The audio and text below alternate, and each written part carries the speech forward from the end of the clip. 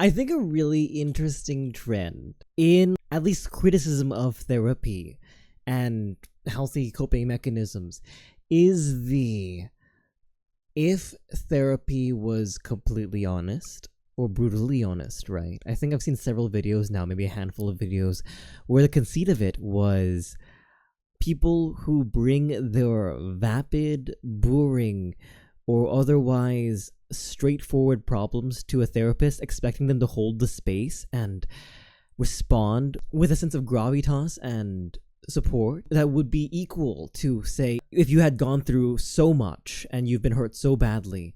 The joke is that therapists have gotten fed up of hearing the same breakup stuff, the same this or that, and just go after the person taking therapy. It's funny because it speaks to a misunderstanding of what therapy is, for one, but also it's kind of true. When you're in therapy, this also extends to if you are taking someone's vent or talking to a friend about their problems. There's this thing we do called holding a space, wherein you enter this kind of magic circle with another person, and the agreement, the implicit agreement of one person giving you their emotions and you holding those emotions, is that it is a space uncritical and supporting of that person, right? That person should feel safe talking to you, and if they don't, then they're not going to talk to you about that deep stuff, that hard stuff, the stuff that hurts them, the stuff that really messes them up. Holding a space involves reserving judgment, letting the person speak, and interacting with them in a way that affirms them, that lets them know that they are heard, that they are recognized, and that they are seen. Generally, this also, in addition, means that when reserving judgment, you're also not criticizing. You're not going after them. If you hear they fumble the baddest girl they've ever met, you don't pour salt on the wound. You don't laugh at that. Well, maybe you do, but that's not holding the space. That's not being a proper sort of conduit for their emotion. That's you being a jerk.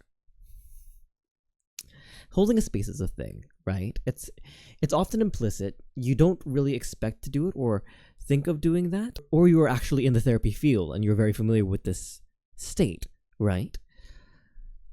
The issue with that is, and it's the same issue with venting, wherein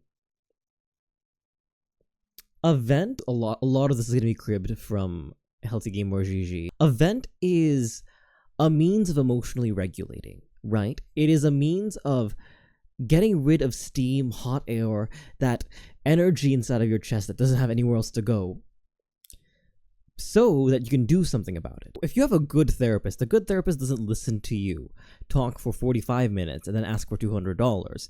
A good therapist will listen to you, and their input either recontextualizes what you're saying in a way that gives you pause, or they give you particular means with which to approach your problems. This is why you can't intellectual yourself out of therapy or out of your mental illness, right?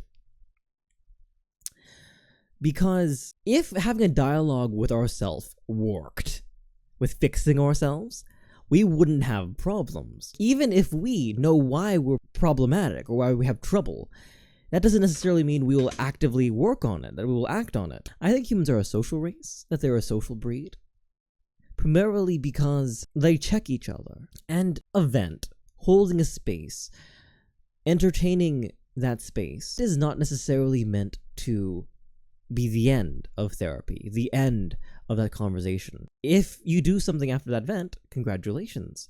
You have utilized the vent properly. You've actually relieved yourself enough that you can create meaningful change in your life. This is not to say that venting to somebody is bad, necessarily. Venting is like dissociating in that it is a tool used by the body in incredible moderation and very judicious moderation in order for you to be able to act, in order for you to be able to move yourself into a safe space, one way or another. If dissociation becomes your day-to-day bread and butter, it is maladaptive. It hurts you. And that's the same with venting. If what you're pained by is not actionable, then there are ways we can work on ourselves to be able to cope better, right? But My cat just sneezed. I feel silly stealing from the beginner's guide here because the beginner's guide is a game full of symbology and fraught imagery, but I do think something that was really interesting is that there is a dark space, a threshold, a liminal space between one door and another. And you can exist there, but you're not meant to. I know this is Davy's bad media criticism, but I do agree with the idea, at least for most people.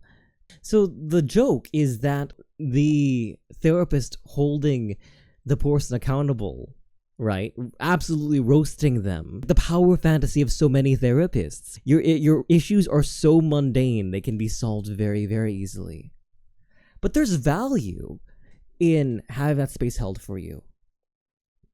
I think there are a lot of ways to vent wrong, but there are ways to vent correctly. There are ways to vent in such a way that does not take advantage of the emotional labor of your friend, while also serving to help you. And that is change something. Do something. We are in an epidemic of people who think very hard and put things into boxes in their heads, and not enough people who enact their thinking in the world. Ding, ding, ding, 10 minutes.